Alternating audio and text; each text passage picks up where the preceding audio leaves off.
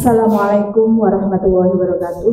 Waalaikumsalam Rabbi warahmatullahi shrah li sadri wa yassir li amri wahlul 'uqdatam min lisani yafqahu qawli. Amma ba'd. Yang terhormat Bapak Nur Hadi selaku Kepala SMA Negeri 1 Pegandon, yang kami hormati Bapak Ibu Guru SMA Negeri 1 Pegandon. Pertama-tama marilah kita panjatkan puji syukur kehadirat Allah Subhanahu wa taala yang telah melimpahkan segenap rahmat, taufik serta hidayahnya kepada kita semua, sehingga pada kesempatan kali ini kita semua dapat berada di dalam ruangan ini dalam kegiatan aksi nyata berbagi budaya positif dalam kegiatan pendidikan calon guru penggerak. Salawat serta salam kita aturkan kepada junjungan Nabi Agung Muhammad SAW yang kita nantikan syafaatnya di yaumul qiyamah. Amin ya rabbal alamin. Baiklah Bapak Ibu, di sini kita sebelum memulai acara pada diseminasi aksi nyata budaya positif, acara yang pertama kita awali dengan pembacaan basmalah. Marilah sama-sama kita awali acara dengan bacaan basmalah. Bismillahirrahmanirrahim. Untuk acara yang kedua yaitu sambutan dari Kepala Sekolah SMA Negeri 1 Pegandon kepada beliau Bapak Nur Hadi SPD MPD, dipersilakan. Ya, baik, terima kasih. Assalamualaikum warahmatullahi wabarakatuh. Waalaikumsalam warahmatullahi wabarakatuh. Bapak Ibu dan Bu Retna yang saya hormati, calon guru penggerak, kemudian juga dua guru penggerak yang sudah berjalan proses ketiga, malahan kita punya kekuatan guru penggerak 1, 2, 3, 4, 5 yang sudah berproses, akan juga ada dua, Pak Irul, Bu Firly, kemudian Pak Rid, Bu Erna, Pak Yongki, dan Pak Nurholis dan Pak Eko. Jadi kita punya kekuatan, mudah-mudahan dengan nanti prosesnya masing-masing guru penggerak ini semakin memperkuat dan meningkatkan kompetensi. Kami tidak ingin yang terjadi di sekolah lain di luar sana. Jadi guru penggerak giat maksimal, kemudian juga kekuatan semuanya muncul ketika proses diklat. Begitu aksi nyata terakhir Loka 7 atau istilahnya panen raya terus drop. Saya nggak ingin jadi itu. Jadi banyak kepala sekolah yang saling komunikasi bagaimana guru penggerakmu, bagaimana guru penggerak yang sudah lulus. Nah ini tujuan pemerintah kan jelas bahwasannya dengan mencetak guru penggerak nantinya akan tercetak penindasan ke guru sekitar.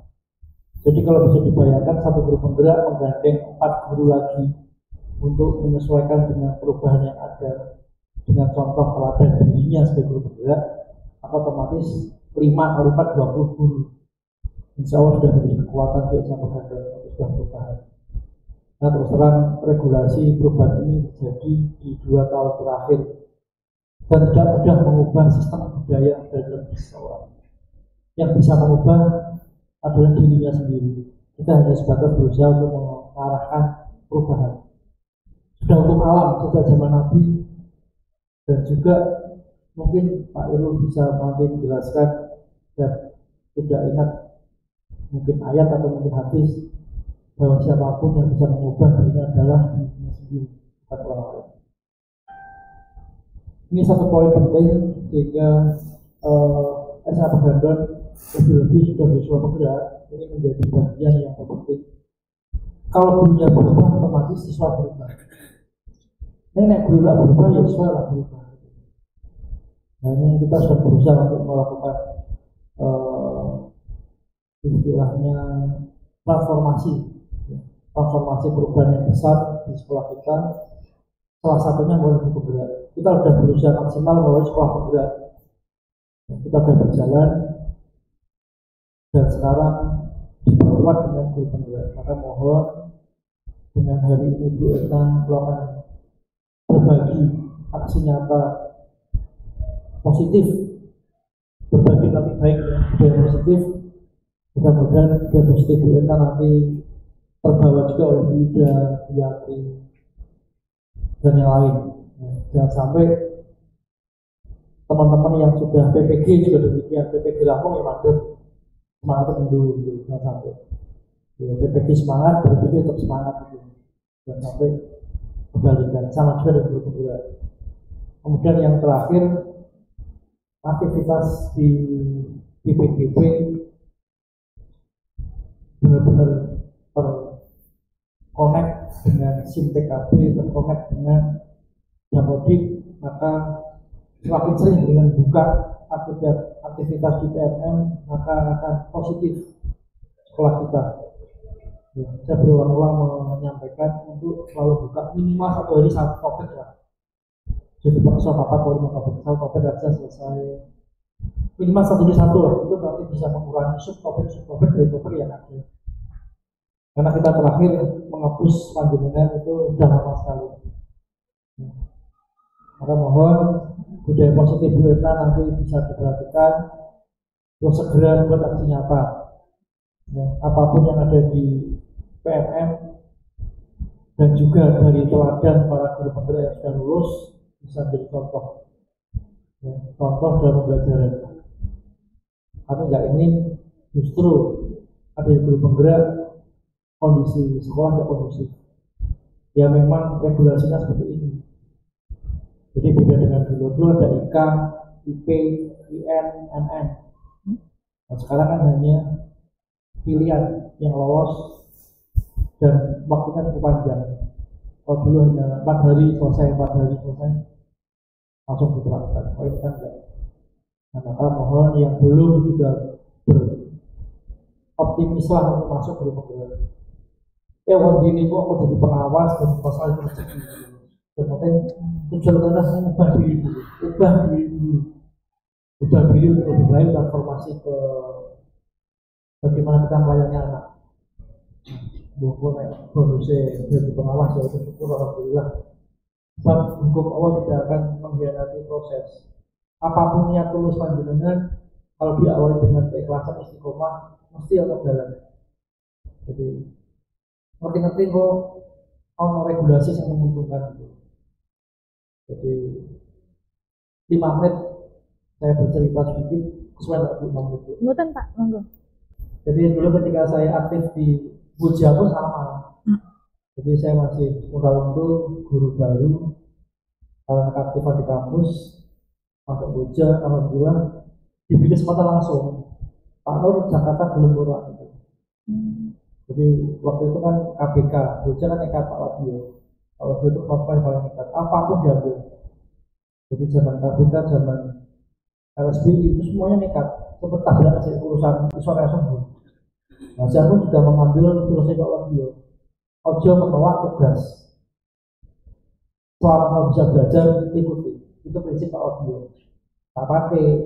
Jadi kegiatan Jakarta harus menyiapkan. Waktu itu PPT masih sangat jarang yang menguasai. Di luar BPK. Jadi saya belum Indonesia.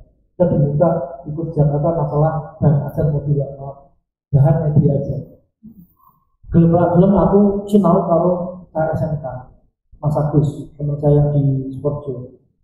Sinau dorong bumi, aku neng SMK BINUS yang di Petesek. Jadi sinau PPT, sinau PowerPoint. Udah blok sinau itu. Angkat boleh lolos. Jadi lolos dari situ seleksi lagi 2007-2008 akhir itu udah masuk jadi fasilitator. Padahal PNS saya 2008, CPNS saya 2007. Kalau kenekatan dan Gusti Allah memang memberikan sesuatu, saya tidak berpikir dapat apa, yang penting aku isolasi mau berbagi. Itu hanya sampel, bukan saya takabur, saya sombong, bukan, tapi contoh yang sudah saya jalani. Tinggal Cina, tinggal istri di rumah sudah menjadi kebiasaan. Jadi bocah-bocah wis ora tau urusi. Messi nong ora terserah. Aku hanya menyampaikan ayah seperti ini. Terserah kamu jadi apa. Itu kok kalimat saya pada kedua anak saya. Saya tidak pernah dampingi nyinawnya lah tahu belas. Itu. Jadi kalau kita istiqomah, kita maksimal, insya Allah Allah berikan jalan. Dan alhamdulillah dipermudah regulasinya. Jadi perubahan-perubahan regulasi pas kebetulan menguntungkan tahun-tahun saya. Sampai akhirnya kegiatan di pusat menjadi portofolio ketika ada terdapat kepala sekolah. Itu contoh. Jadi praktik baik yang saya lakukan waktu itu kan belum seperti sekarang ada PMM, tapi dibandel di manajemen oleh masing-masing personal. Jadi jenengan pun juga kalau tidak mau ke PMM, di laptop jenengan sudah ada file khusus aktivitas jenengan. Buat video, buat media, buat apa simpen dewi itu. Suatu saat nanti digunakan. Nah, cuma era ini pasca pandemi kelihatannya lomba-lomba guru presta dan sebagainya yang di Jawa Tengah tidak ada, justru di GTK yang ada. Kemarin kan ada, saya tidak tahu Pak Iro datang nggak? Yang GTK, yang prestasi itu, enggak. Katanya hanya Bu Isi Jabatul, Bu Isi datang. Itu contoh. Jadi aktivitas yang sudah dilakukan direkod, simpan. Itu jadi senjata untuk dengan memuncak lebih tinggi lagi. Nah, besok Pak Iro ujian kompetensi ke pengawas. Hal-hal pas Pak Iro itu ada di rekod di file. Bu Fili juga demikian, sudah lulus uji kompetensi. Bu Fili hanya kesandung 1, belum pernah di waka.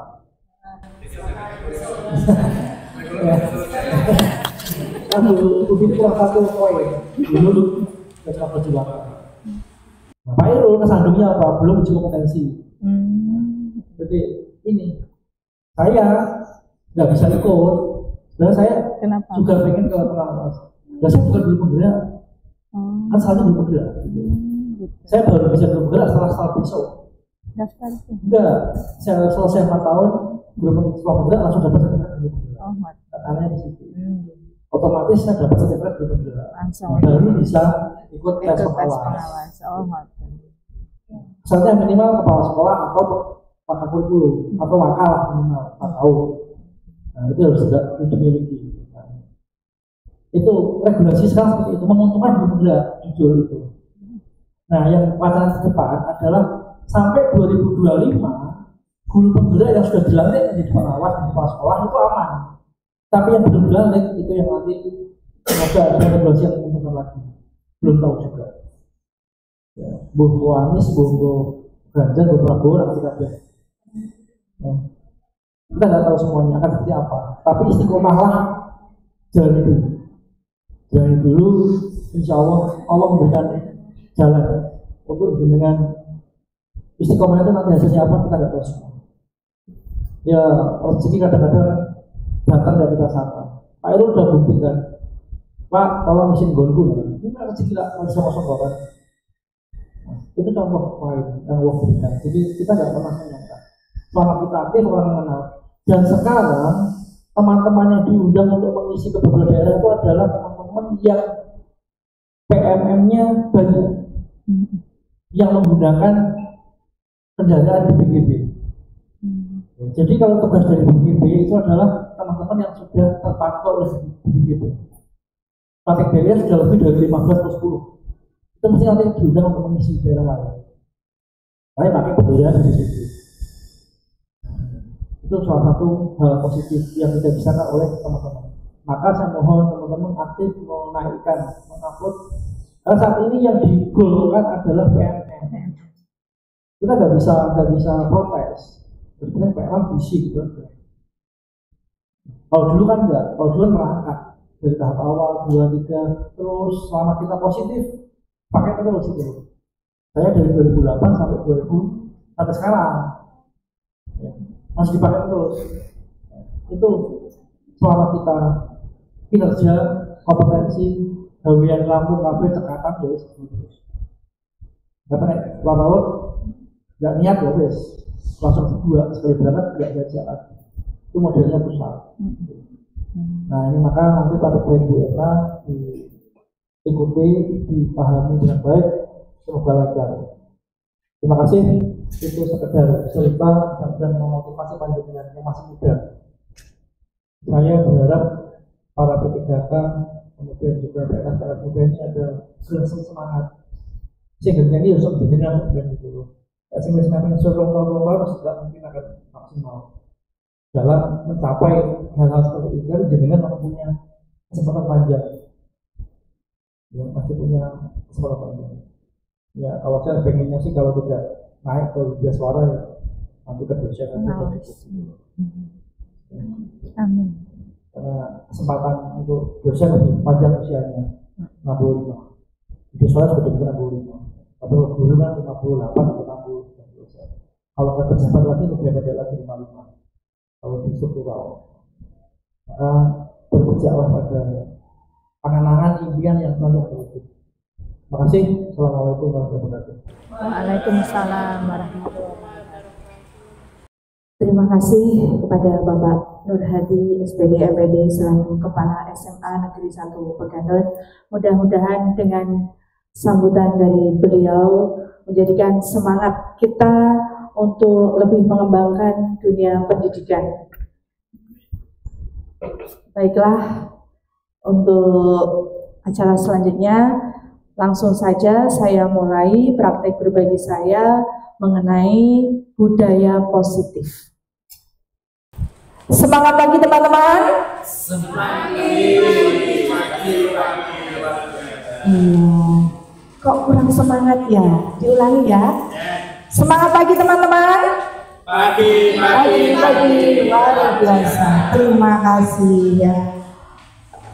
Baiklah, saya awali dengan pertama perkenalan dulu. Alangkah baiknya tak kenal ya, maka kata orang tak sayang ya. Saya yakin teman-teman sudah kenal saya semua ya. Di sini saya akan membagikan budaya positif. Budaya positif oleh saya sendiri Erna Yati, CGP Angkatan 9 SMA Negeri 1 Pegadon. Baiklah, yang pertama,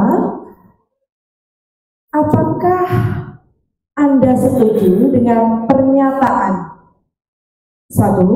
Hukuman dapat mendisiplinkan anak? Yang kedua, pemberian hukuman dengan hal positif seperti membaca atau membersihkan halaman sekolah dapat meningkatkan disiplin anak. Dan yang ketiga, memberi penghargaan dapat meningkatkan motivasi belajar anak. Bagaimana menurut pendapat Bapak Ibu? Apakah setuju dengan pernyataan yang pertama tadi? Tidak setuju.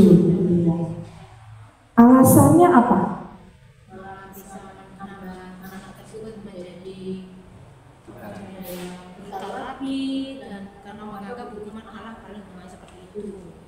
Iya, karena kalau dihukum nanti anak malah menjadi lebih nakal lagi, bisa mengulangi perbuatan lagi, ya, tidak malah sadar ya Bu. Iya.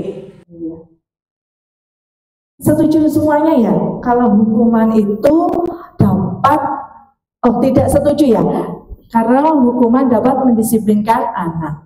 Kemudian pemberian hukuman dengan hal positif seperti membaca atau membersihkan halaman sekolah. Nah, ini apakah setuju? Setuju. Iya. Bisa ya, bisa tidak. Iya, bisa ya, bisa tidak. Ini sering dilakukan Bapak Ibu ya? Sering apa tidak? Ya ada bagian. Karena anak tidak membuat tugas misalnya. Ya. Terlihat kelas kotor. Kamu nggak membuat tugas. Ayo silahkan dibersihkan kelas tersebut supaya bersih. Sama-sama ada manfaatnya nggih Bu nggih? Nah, ada manfaatnya. Baca atau bersihkan halaman sekolah dapat meningkatkan disiplin anak. Ya, ini ada yang setuju, ada yang tidak, tapi kebanyakan setuju. Yang ketiga, memberi penghargaan dapat meningkatkan motivasi belajar anak. Penghargaan. Setuju? Iya. Tidak setuju? Iya. Mungkin Pak Irul, kenapa tidak setuju? Karena kalau kita memberi penghargaan itu nantinya termotivasi hanya anak itu saja, dan ketika memberi penghargaan itu anak niatnya malah tidak belajar karena ingin mendapatkan penghargaan dari gurunya. Iya, jadi motivasinya malah saya mau menjawab, nanti kalau menjawab saya dapat misalnya uang. Ya, jadi tidak ada keinginan sendiri dalam dirinya untuk benar-benar menjawab atau benar-benar untuk belajar dari tumbuh dari dirinya. Begitu nggih? Ya, oke, kita lanjutkan. Coba kita amati.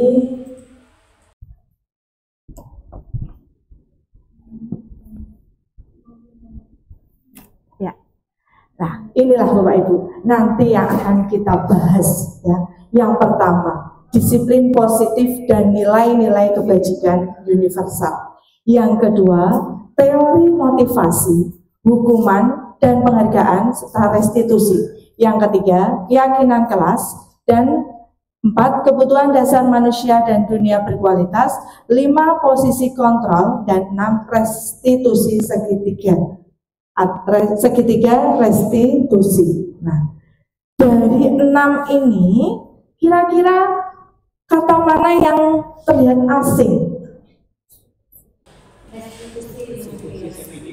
Oh, restitusi segitiga, ya. Restitusi segitiga, apa ya restitusi segitiga itu? Posisi kontrol itu gimana? Oh ya, nanti posisi kontrol juga ya, itu hal yang baru ya, posisi kontrol, segitiga restitusi, kemudian yang lain sepertinya tidak asing. Oke ya, nanti kita lanjutkan. Ya, yang pertama dulu, budaya positif, disiplin positif, dan nilai kebajikan universal. Nah, ini tadi ya ada perubahan paradigma. Nah, gambar tangan mengepal, ya, tangan mengepal. Nah, misalnya ada kegiatan, sobeklah secari kertas kecil, tuliskan benda atau sesuatu yang sangat berharga untuk Anda. Letakkan di salah satu tangan Anda dan genggamlah, ya, membuat sebuah kepalan. Nah, kemudian teman Anda akan mencoba dengan sekuat tenaga dengan berbagai cara untuk meminta Anda memberikan benda tersebut. Ya, bisa dengan membujuk, merayu. Coba kepalkan tangan Anda. Ya. Ya. Di dalam genggaman tangan Anda itu, ya, ada barang berharga, ya, yang mana teman Anda, sebelah Anda, ya, ayo dengan berpasangan, ya, misalnya, bolehkah, ya, ya, bolehkah yang digenggam Anda itu dibuka oleh teman Anda? Nah, ayo, iya, boleh dengan merayu, boleh dengan mengoyok-ngoyok, memaksa, ya tidak, tetap. Nah, tangan Anda tetap mempertahankan apa yang Anda miliki, apa yang Anda genggam, karena itu sangat berharga. Nah, apa ya dari maksud paradigma seperti ini? Ya. Nah, dari hal itu, maka siapakah yang sesungguhnya memegang kontrol?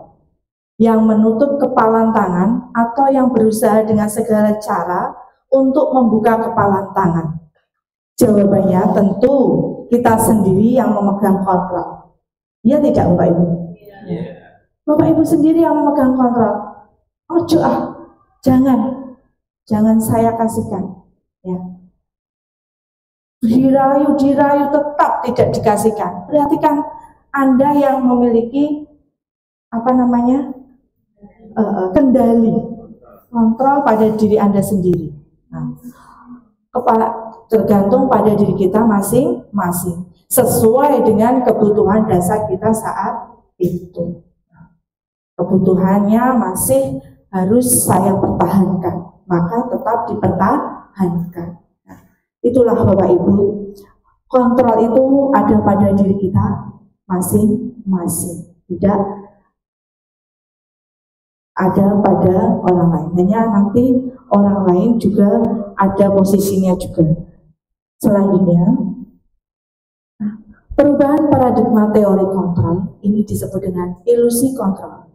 Ilusi guru mengontrol murid, ilusi bahwa kritik dan membuat orang merasa bersalah dapat menguatkan karakter. Kemudian ilusi bahwa semua penguatan positif efektif dan bermanfaat. Ilusi bahwa orang dewasa memiliki hak untuk memaksa. Nah, ini adalah ilusi kontrol, ya. Mengontrol murid. Kita selalu berhubungan dengan murid setiap hari, karena Bapak Ibu sebagai guru dan murid jelas merupakan siswa yang patut kita sanjung, patut kita hambakan, ya.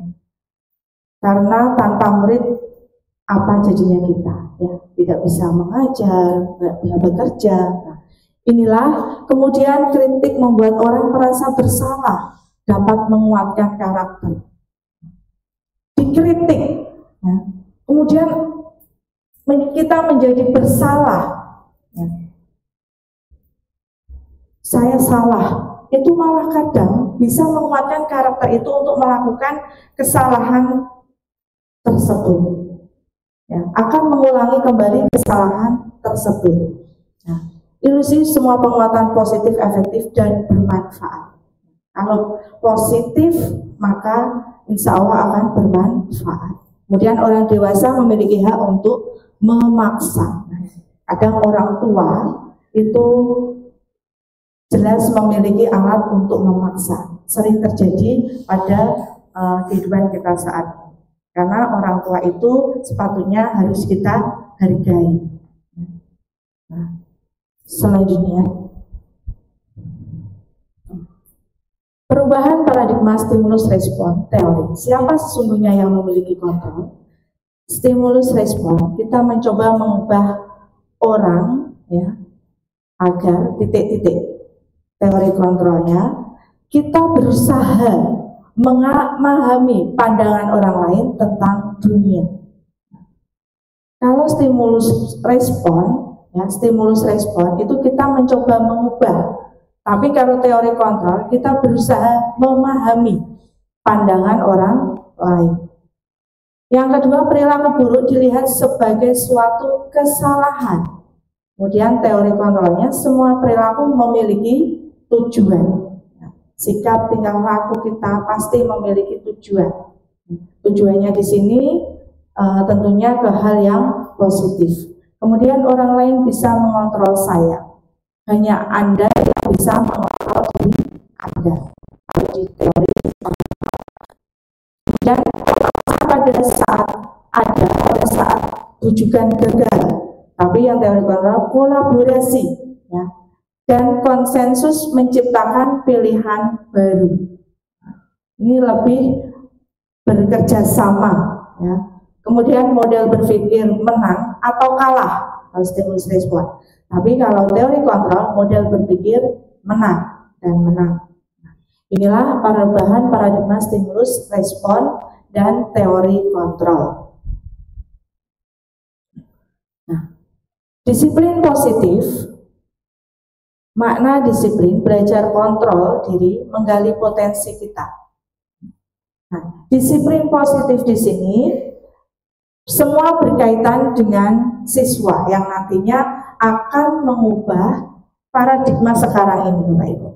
Nah, paradigma sekarang ini untuk disiplin positif itu nanti ada kaitannya dengan peraturan sekolah, peraturan kelas, dan keyakinan kelas, ya. Peraturan sekolah dan keyakinan kelas. Nah, nanti ada bedanya antara peraturan dan keyakinan.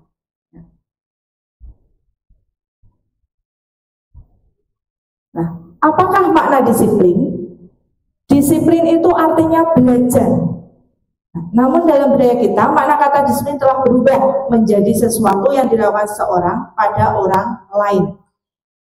Untuk mendapatkan kepatuhan, cenderung umum adalah menghubungkan kata disiplin dengan ketidaknyamanan, bukan dengan apa yang kita hargai atau pencapaian suatu tujuan mulia.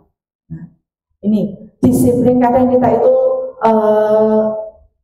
masih salah paham ya antara disiplin dengan apa yang menjadi tujuan dari disiplin itu. Ketika kita mau mendisiplinkan anak, datang terlambat, apa yang Bapak Ibu lakukan ketika melihat anak itu datang terlambat tanpa alasan masuk kelas? Bu Dita? Iya, bertanya terlebih dahulu. Iya, kenapa terlambat? Kemudian siswa menjawab, maaf Pak, dari kantin. Kemudian apa respon dari seorang guru kalau sudah mendengar dari kantin makan? Marah? Iya, enggak marah deh. Iya, alhamdulillah ya dikasih tahu. Kenapa kok makan? Mungkin dia punya alasan, punya sakit mah. Iya. Tanya lagi. Kalau kantin ngajak saya. Kalau kantin bareng-bareng sama temennya. Iya, bagus Bapak Ibu. Ya alhamdulillah ya. Ternyata itu sudah mengarah ke budaya positif itu disiplin. Nah, kalau semacam itu Bapak Ibu semua sudah intinya ya memahami, kemudian anak menjadi tidak takut ya kalau mau masuk karena tidak dimarahi. Insya Allah nanti disiplin itu akan muncul dari dalam diri anak itu sendiri ya. Tidak tanpa dibentak-bentak ya, tanpa diberi hukuman. Nah, itu disiplin akan mencapai tujuan yang mulia. Nah, selanjutnya nilai-nilai kebajikan universal, yaitu sifat positif manusia yang merupakan tujuan mulia yang ingin dicapai setiap individu. Nilai tersebut suku bangsa, agama maupun latar belakang. Kemudian setiap perilaku memiliki satu tujuan dari Dr. William Glasser dengan mengaitkan nilai-nilai kebajikan. Kemudian nilai-nilai kebajikan yang ingin dicapai oleh setiap anak kita kenal dengan profil pelajar Pancasila, yaitu beriman, bertakwa kepada Tuhan Yang Maha Esa dan berakhlak mulia, mandiri, bernalar kritis, berkebinekaan global, bergotong royong dan kreatif. Hal ini adalah 6 pilar ya profil pelajar Pancasila yang selalu melekat pada kurikulum Merdeka saat ini. Anak diharapkan ya memiliki nilai kebajikan yang tertera pada 6 profil pelajar Pancasila. Nah, Bapak Ibu, berikut ada teori motivasi hukuman dan restitusi. Nah ini. Eva ada kasus Eva kurang menguasai pelajaran matematika sehingga pada saat pelajaran tersebut berlangsung dia lebih banyak berdiam diri dan menggambar di buku pelajarannya. Pada saat guru matematikanya Pak Seno menanyakan pertanyaan, Eva menjadi gugup dan tak sengaja menjatuhkan tasnya dari kursi serta tiba-tiba menjadi gugup pada saat berupaya menjawab. Seluruh kelas pun tertawa melihat perilaku Eva yang berbicara tergagap dan terkejut. Pak Seno pada saat itu membiarkan teman-teman Eva menertawakan Eva yang tergagap dan malu luar biasa, dan malahan minta Eva untuk maju ke depan dan berdiri di depan kelas sambil menunjuk hidungnya karena tidak bisa menjawab pertanyaan Pak Seno. Kelas semakin gaduh dan anak-anak pun tertawa melihat Eva di depan kelas memegang ujung hidungnya. Nah, ini Bapak Ibu, mungkin kasus ini hanya segelintir kecil yang dihadapi oleh Bapak Ibu. Nah, ketika pembelajaran ada anak yang kurang menguasai pelajaran matematika, kemudian gurunya memberi pertanyaan, anak tersebut tidak bisa menjawab, saking gugupe, tasnya jatuh dan kemudian malah ditertawakan sama teman-temannya karena disuruh maju. Tadi dihukum oleh Pak Seno, dihukum untuk maju sambil menunjuk hidungnya. Bapak Ibu pernah melakukan hal itu? Tidak ya? Tidak, alhamdulillah tidak pernah ya. Nah ini Kemudian pertanyaan yang muncul, ya, apakah Anda setuju dengan tindakan Pak Seno terhadap Iva? Tidak ya. Mengapa? Karena satu bisa dikatakan itu juga sekarang bully ya, karena disuruh ini itu Iya. depan itu otomatis teman si Iva sendiri minder, malu di hadapan teman-temannya karena ditertawakan. Jadi tindakan Pak Sena bisa dikatakan merugikan juga. Iya, boleh ya. Bagus sekali ya. Ada perundungan unsurnya. Pak Seno membuat Iva itu menjadi malu karena minder ya, karena dipermalukan untuk menuju hidungnya. Ya, Bu Firly mungkin ada pendapat? Dan saya sependapat dengan Bu Wiyaroto juga ya. Mungkin menurut Pak Seno itu inginnya memberikan efek juga ke kita, tapi bisa jadi malah menimbulkan trauma. Sehingga mungkin perlu dilakukan upaya yang lain. Iya, terima kasih sekali Bapak Ibu. Alhamdulillah katanya betul sekali apa yang dikatakan Bu Ria, Bu Firly, bahwa hal semacam itu tidak sepatutnya dilakukan kita sebagai pendidik, ya. Karena itu akan malah tidak menimbulkan anak itu termotivasi, malah menjadi turun ya, mentalnya turun. Padahal kepinginnya seorang guru itu tadi untuk memberikan efek jerah. Ya. Selanjutnya, menurut Anda tindakan Pak Seno terhadap Iva adalah sebuah hukuman atau konsekuensi? Mungkin Pak Win, itu termasuk hukuman atau konsekuensi? Hukuman. Iya, hukuman. Karena apa? Karena itu anak disuruh untuk melakukan menuju hidung ya, karena kesalahannya. Iya. Dan sebelumnya belum ada persetujuan atau kesepakatan kalau melanggar itu nanti mau dikasih konsekuensi apa itu kan enggak. Itu tiba-tiba langsung suruh menuju, berarti itu tandanya. Ya, tepat sekali Bapak Ibu. Nah, di sini kita bisa membedakan antara hukuman dan konsekuensi. Ya. Kalau hukuman itu tidak melihat apa yang menjadi kesepakatan atau keyakinan kelas, langsung tiba-tiba kamu tidak mengerjakan PR, berdiri di depan, jongkok atau lari. Nah, itu hukuman. Namun kalau konsekuensi tadi, bahwa sudah ada kesepakatan sebelum kita melaksanakan pembelajaran. Ayo anak-anak, kita sepakati dulu keyakinan kelas kita, apa yang akan kita sepakati ketika misalnya satu, anak tidak mengerjakan tugas. Dua, nanti anak dengan sendirinya akan tahu konsekuensinya apabila melanggar apa yang menjadi keyakinan kelas tersebut. Nah, itulah ya tindakan Pak Seno, mudah-mudahan tidak dilakukan oleh kita semua karena kita sudah memahami ya bagaimana cara belajar dengan budaya yang positif. Nah, kemudian ini Bapak Ibu, hukuman sesuatu yang menyakitkan harus terjadi, konsekuensi sesuatu yang harus terjadi. Kemudian tadi ada restitusi, yaitu merupakan pilihan.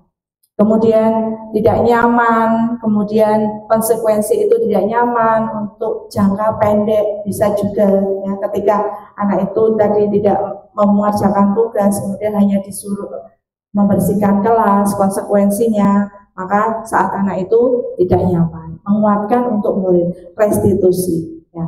Dari tiga macam ya, hukuman, konsekuensi, kemudian restitusi. Ada identitas gagal dan identitas sukses. Semua hukuman jelas ini akan mengindikasikan kepada kegagalan, kegagalan kita. Tapi kalau sukses jelas akan mengarah kepada hal yang positif. Nah, restitusi, masalah terpecahkan, kemudian korban mendapatkan ganti. Nah, ini yang namanya restitusi, positif, netral, dan negatif.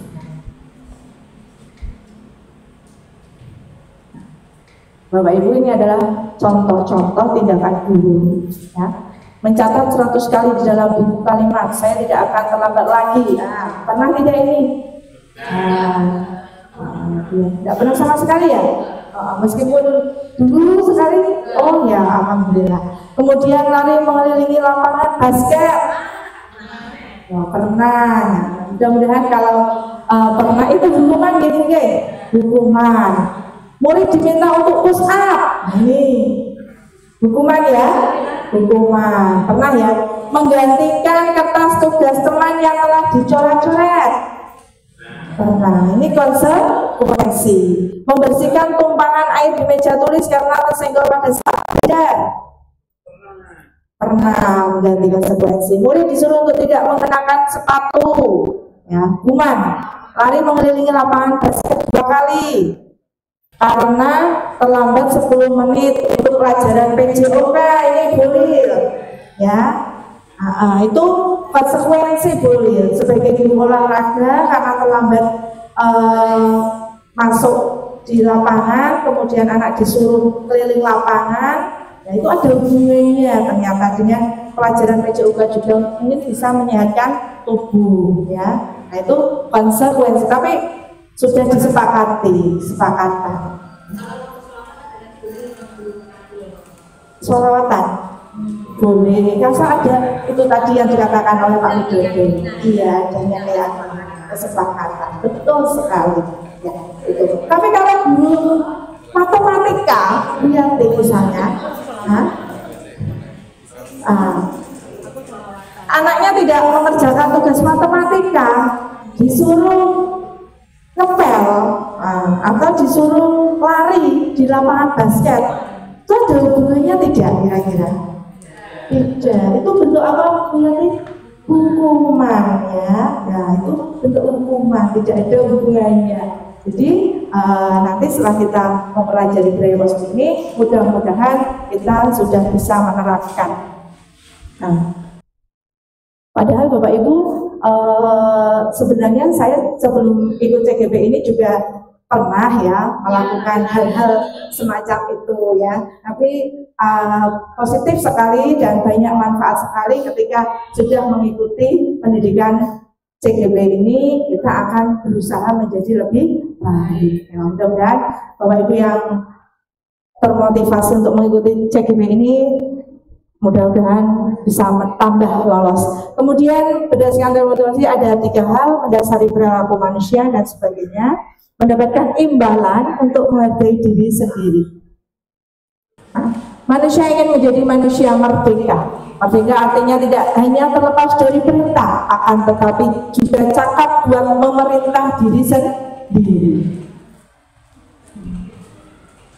Untuk menumbuhkan motivasi internal dalam usaha mencapai tujuan restitusi, tujuan disiplin positif.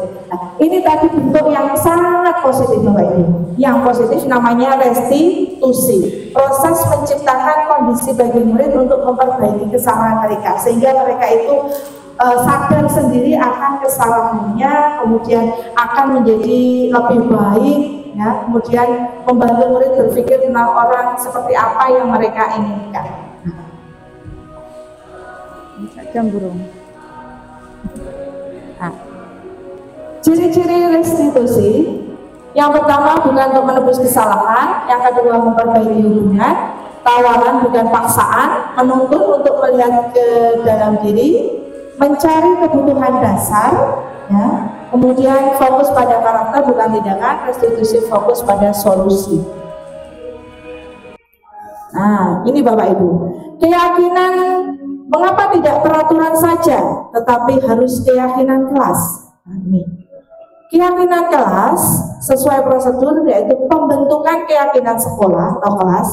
Gantilah kalimat-kalimat dalam bentuk negatif menjadi positif. Jadi nanti kalau Bapak Ibu misalnya sebelum mengajar, ya sebelum pembelajaran, ada mau menerapkan keyakinan kelas, maka misalnya dilarang masuk kelas kalau terlambat. Nah, ada kata-kata dilarang, ya, dilarang masuk kelas jika terlambat. Nah, itu diganti dengan kata-kata positif. Nah, disiplin tepat waktu. Nah, itu keyakinan, ya. Kemudian ada lagi contoh, jangan berlari di kelas. Nah, kalimat positifnya apa? Berjalan di kelas. Sama hanya kita mendidik putra putri kita seperti Pak itu. Misalnya putra putri kita di rumah, ya, rebutan mainan, lari-lari, ya. Ayo, jangan lari, jangan lari. Nah, anak itu nanti kaget, ya. Terus malah larinya semakin kencang, ya.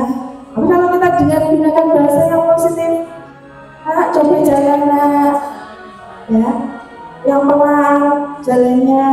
Nah, itu akan menjadikan mindset anak kita juga nanti akan pelan. Nah, yang diambil adalah pelan. Nah, jadi akan pelan. Itu menggunakan kata yang positif. Nah, itu adalah keyakinan kelas.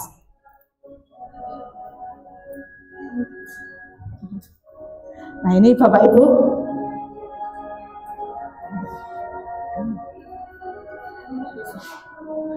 Lingkungan pengaruh, yang pertama tadi ada apa? Ya, dari mana dulu? Ya, yang mana dulu coba? Yang pertama itu peraturan kelas. Ayo, dari mana dulu? Peraturan kelas. Kemudian nanti akan mengimbas ke lingkungan positif, budaya anak positif. Iya, tepat sekali ya. Jadi dari yang warna apa Bapak Ibu? Ungu dulu itu tadi, peraturan kelas. Ya. Kemudian ke keyakinan, terbentuk keyakinan kelas. Kemudian membentuk lingkungan yang positif dan tumbuhlah budaya yang positif. Itu harapan kita semuanya. Mudah-mudahan terlaksana di SMA Negeri 1 Penggalan. Amin. Berkat Bapak Ibu semua harus didukung.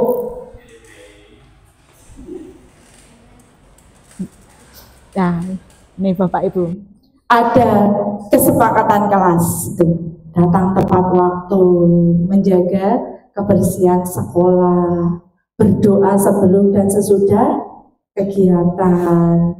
Kemudian kami guru dan murid yang saling menyayangi, kami murid yang semangat belajar. Ya, coba Bu Ida mau menerapkan keyakinan kelas apa kira-kira setelah mendapat imbas dari aksi nyata saya? Mungkin lebih memotivasi mahasiswa lebih minat dalam Iya, kata-katanya Bu Ida. Satu kata untuk keyakinan kelas. Semangat jangan menyerah. Iya, semangat jangan menyerah. Boleh, ya. Kemudian Bu Yanti, kesepakatan apa? Kira-kira keyakinan apa yang akan diterapkan di kelas Bu Yanti? Saling membantu satu sama lain. Iya, saling membantu satu sama lain dan saling menyayangi. Ya, boleh ya. Bu Yustin apa Bu Yustin?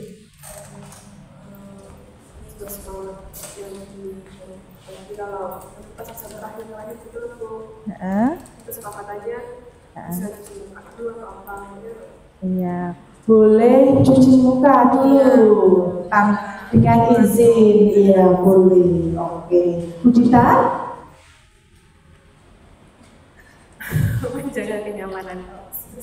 Oh iya, menjaga kenyamanan kelas bersama. Pak Muson, apa ini Pak Muson? Kami peduli dengan C. Iya. Kami peduli. Iya, peduli lingkungan ya, peduli lingkungan, boleh. Ya, itu semua adalah kesepakatan kelas yang dibangun oleh antara guru dengan muridnya, dengan murid supaya nanti akan tercipta budaya positif. Ya, tadi perbedaan peraturan dan keyakinan kelas, ya. Kemudian dilarang mengganggu orang lain.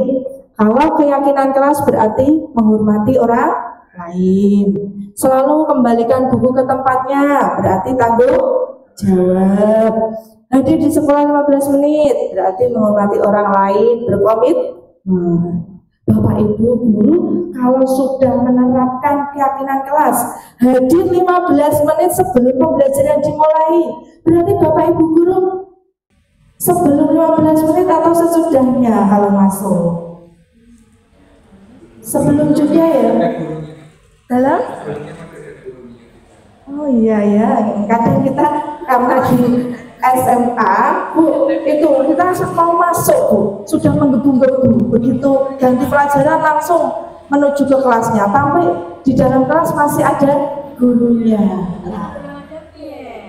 Sudah tadi, dia nggak mendengar mungkin. Iya, bagus sekali semangat. Yang dilakukan apa? Apa coba Pak Irun? Sudah menggebu-gebu, kok ada gurunya di dalam? Kembali lagi ke kantor? Oh iya, menunggu di luar ya, menunggu di luar ya, betul sekali. Ya.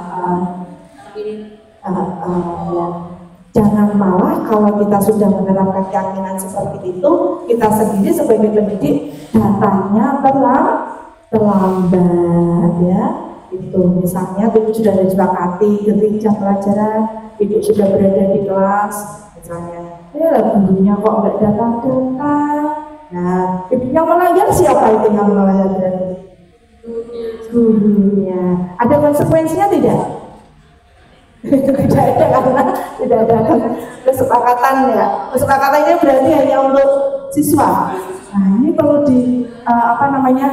teliti lagi ya, perlu dibahas lagi kalau seperti itu. Oke. Selanjutnya, kebutuhan dasar manusia.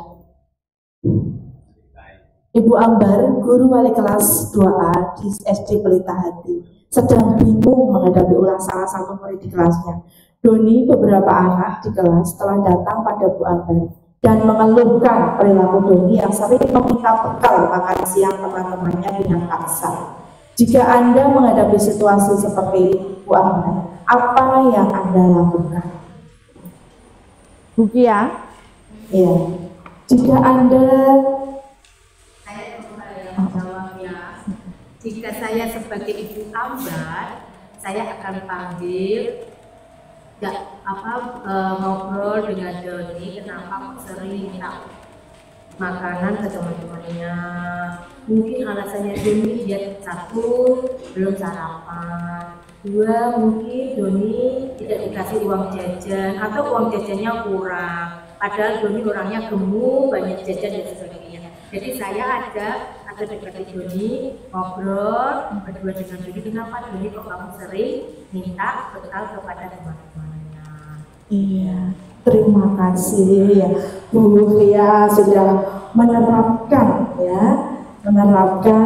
nanti istilahnya tadi restitusi ya, memanggil Doni dan menanyai kenapa Doni sering minta jajan ya. Ini bisa diberikan bukia ya, bisa diberikan bukia. Besok saya bawakan bekal, saya kasih uang, itu juga solusi gitu ya. Itu adalah kebutuhan dasar manusia. Berarti Doni tersebut. Apa kebutuhan dasar Doni tersebut? Nah, berarti Doni perlu atau membutuhkan makanan ya, membutuhkan makanan. Atau kasih sayang juga bisa, tidak ada tidak ada orang tua yang membawakan bekal, tidak ada yang memberikan uang saku juga bisa. Nah, ini kebutuhan dasar manusia, ada kekuatan, ada cinta, ada fun, ada freedom, ya, kemudian kita dapat hidup. Ini adalah saling keterkaitan, ya. Nah, saya lapar, Bu, karena tidak memberi saya bekal ibu saya. Berarti kebutuhan yang ingin dipenuhi adalah bertahan hidup. Agar teman-teman perhatikan saya, bisa ya? Supaya dia karena butuh kasih sayang. Saya hebat kan, Bu, teman-teman jadi takut sama saya. Nah, itu malai ya, malai itu hebat katanya. Itu ada penguasaan, ya. Saya bosan sama bekal yang diberikan ibu saya. Nah, itu kebebasan. Kemudian saya senang mengganggu teman-teman, habisnya wajah mereka jadi lucu-lucu. Nah, ini berarti butuh apa? Kesenangan. Nah, kadang tingkah laku anak-anak itu kita tidak tahu ibu-ibu. Nah, bocah kok aktifnya di kelas, ya tidak? Ya. Apa ya, kebutuhan apa ya? Kita sebagai guru harus teliti. Sebenarnya dia itu butuh apa sih kok aktif sekali di kelas? Aktifnya itu aktif yang tadi seperti jahil, yang itu temennya. Nah, tadi ya, mungkin karena mengganggu temennya, dia butuh perhatian. Ya, dia sering minta jajan temennya. Oh, berarti dia tidak cukup bekalnya. Ini bertahan hidup. Nah, itu kebutuhan-kebutuhan anak yang kadang kita sulit mengerti. Jangan kita langsung menghukum ya atau menyalahkan anak. Kamu kok ramai terus? Duduk, keluar.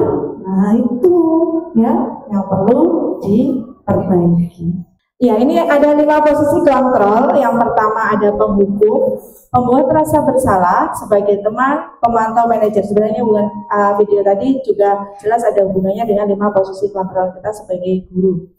Nah, ini adalah pertanyaan. Saya kecewa sekali dengan kamu. Tuh, itu merupakan pembuat orang merasa bersalah. Kamu tidak pernah benar melakukannya. Itu penghukum. Ayolah lakukan demi ibu bapak. Itu sebagai teman. Kontrol kita sebagai teman. Apakah kamu mau mendapatkan stiker bintang hari ini? Itu sebagai pemantau. Bagaimana kamu bisa menyelesaikan masalah ini? Sebagai manajer. Dari kelima ini Bapak Ibu, kelima posisi kontrol ini, kira-kira posisi mana yang paling bagus untuk diterapkan oleh Bapak Ibu? Ya.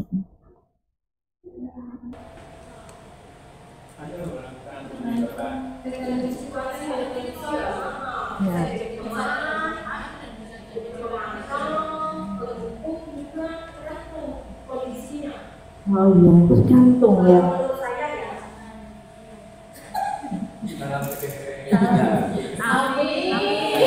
Iya, iya.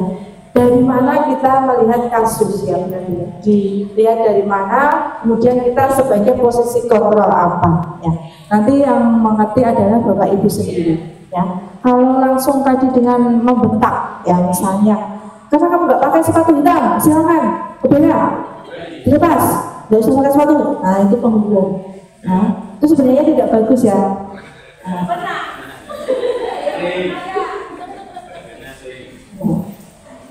Ini Bapak Ibu, segitiga restitusi adalah metode untuk menyusun kembali model disiplin sekolah. Restitusi berfokus pada solusi pemecahan masalah, ya, mengajak murid untuk mengidentifikasi kembali tindakannya sehingga dia bisa menganalisis dan memiliki langkah-langkah yang tepat dalam pemecahan. Ini adalah ciptakan suasana positif, ajak murid untuk berpikir dan menganalisis kesalahannya, beri ruang pada murid untuk memikirkan solusi yang terbaik. Ini adalah segitiganya, menstabilkan, kemudian ada validasi kebutuhan dan baru menanyakan keyakinan. Ini adalah disebut segitiga restitusi. Nah, ini tadi kasusnya terlambat masuk kelas. Nah, bagaimana menstabilkan identitas? Nah, berbuat salah itu hal yang manusiawi. Misalnya, ya. Yastin, enggak gitu. Justin, sini nak. Nah, ya. Kenapa nak kamu terlambat? Misalnya, ya. Kemudian berbuat salah itu hal manusiawi, ya. Jangan dilakukan lagi, tapi dibangun dengan kesepakatan bersama tadi. Ya, itu adalah menstabilkan identitas. Ya. Kemudian validasi kebutuhan, kamu saja melakukan hal yang lebih buruk, tapi kamu tidak melakukannya. Kemudian apa yang penting bagi kamu? Nah, kemudian menanyakan keyakinan, apa nilai yang kita percaya di kelas. Ya. Kemudian nilai universal apa? Nah, ini refleksinya Bapak Ibu, pemahaman apa yang berubah sebelum dan sesudah mempelajari materi. Nah, silakan Pak Musa coba dari tadi yang saya sampaikan untuk refleksinya, pemahaman apa yang berubah sebelum dan sesudah mempelajari materi budaya positif. Terima kasih. Dari materi tadi kita sebagai guru ya, itu melakukan hukuman itu harus melihat kondisi anak, permasalahan anak, terus tidak langsung menghukum. Berarti menggunakan cara tadi ya, kondisi anak dengan menargetkan jalan keluarnya, bukan hanya menghukum. Terima kasih. Ya, terima kasih. Jadi setiap anak salah itu kita harus mencari dulu apa permasalahan, kenapa anak sampai melakukan kesalahan. Untuk refleksi yang kedua, bagaimanakah perbedaan yang nyata terlihat antara hukuman, konsekuensi, dan restitusi? Pak Irul, mohon untuk refleksinya. Ya, kalau hukuman itu membuat anak itu merasa tersakiti dalam jangka waktu yang sangat panjang. Cerita hukum dapat teringat terus sama anak. Hukuman yang diberikan sampai yang lulus sampai besar. Dengan yang lebih bagus kita memberikan konsekuensi atau restitusi. Sehingga kita mengetahui sebenarnya anak ini mengalami masalah apa, sehingga dia bisa mendapatkan, kita bisa menggali anak ini dan dia bisa mendapatkan solusi dari permasalahan yang dia hadapi, sehingga dia akan menjadi anak yang lebih baik lagi di masa depan dan tidak membuat anak dari trauma atau tersakiti hatinya dengan kata-kata. Maka kita tidak boleh memberikan hukuman, kita memberikan konsekuensi atau melakukan restitusi. Terima kasih. Ya. Terima kasih Bapak Irul sudah memberikan refleksi mengenai hukuman, bahwa hukuman tersebut malah tidak akan membuat siswa itu menjadi sadar, namun akan menjadi teringat terus. Kemudian apa rencana ke depan untuk menerapkan materi ini? Silahkan. Terima kasih Bu Emma. Jadi ini sebenarnya baik sekali. Bu Emma sudah memberikan ilmu baru bagi kami tentang budaya positif. Harapannya bukan hanya disampaikan secara teori saja, tapi bisa dilakukan oleh semua Bapak Ibu guru. Sehingga benar-benar kita ini sebagai guru bisa menjadi guru yang berpihak pada murid, bukan hanya sekedar memberikan hukuman, tapi bagaimana melaksanakan upaya-upaya yang terbaik dengan restitusi, dengan memberikan keyakinan kelas. Jadi budaya yang muncul nantinya adalah budaya positif, bukan hanya bagi murid tapi juga bagi Bapak Ibu. Itu dari. Terima kasih Bapak Ibu. Mudah-mudahan apa yang disampaikan oleh Bu Fili juga tadi benar-benar diterapkan kita semua. Ya.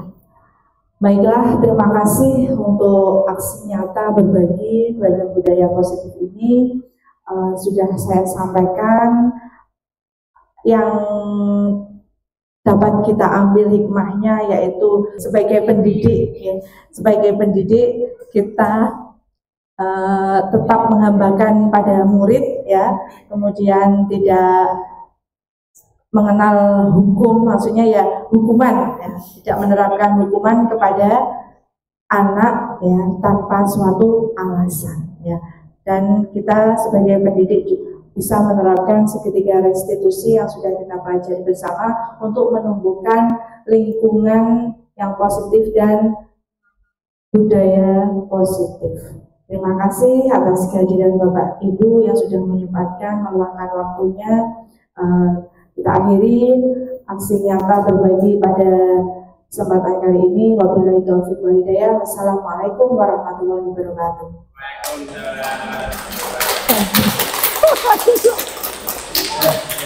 Ana rapat. Terima kasih ya. Alah, isin aku. Terima kasih ya. Terima kasih. Ayo foto bareng.